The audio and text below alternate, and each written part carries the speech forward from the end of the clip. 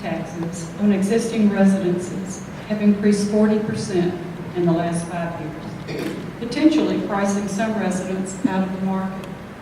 In your opinion, what is the solution? So I believe the solution to helping keep our property taxes low and working that direction, as our values increase, even if we kept the tax rate flat, our property, what we spend is still going to increase. So what we need to do is to bring in other options to help shoulder that tax responsibility. In order to take care of the services we have, in order to continue the strain on our services as the growth continues, we've got to find a way to shoulder that. The best way to do that is to increase our business community and to make sure as we're increasing our business community that they are coming in and that they are building here and taking care of part of that tax responsibility by their property taxes too. That is the best way to shoulder it.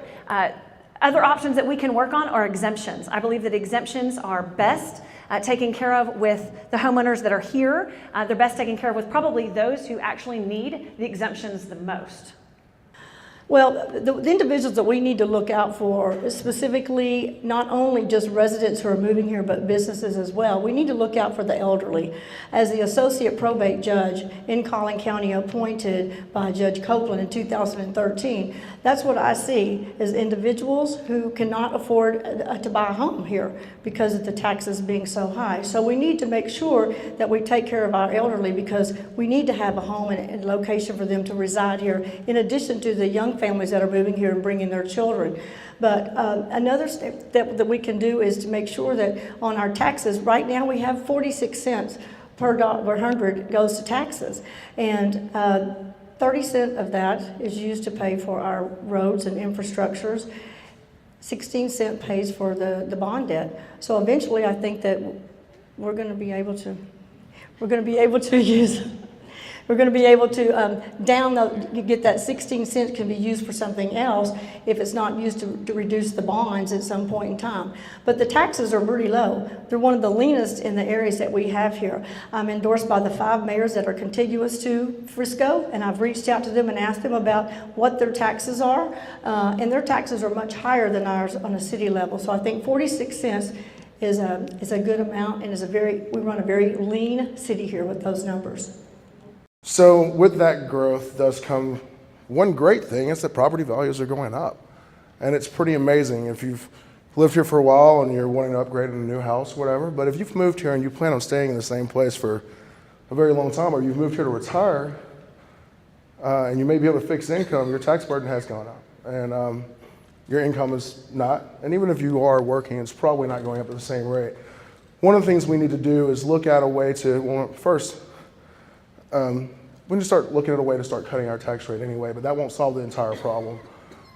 We need to look at ways to maybe institute a cap or a freeze for not just those over 65, but just slow that growth. Slow that because, if your home increased $100,000 in 5 years, which is about the average, that means your tax bill has gone up over $2,000, and I'm sure your income probably hasn't increased that much, so you've got to figure out a way to cover that.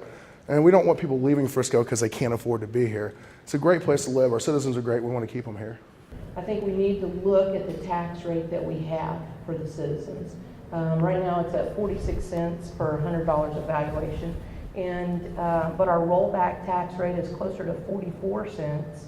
And I would love to see the city of Frisco look at doing something like the Collin County did, which is Collin County actually dropped the tax rate by a whole cent.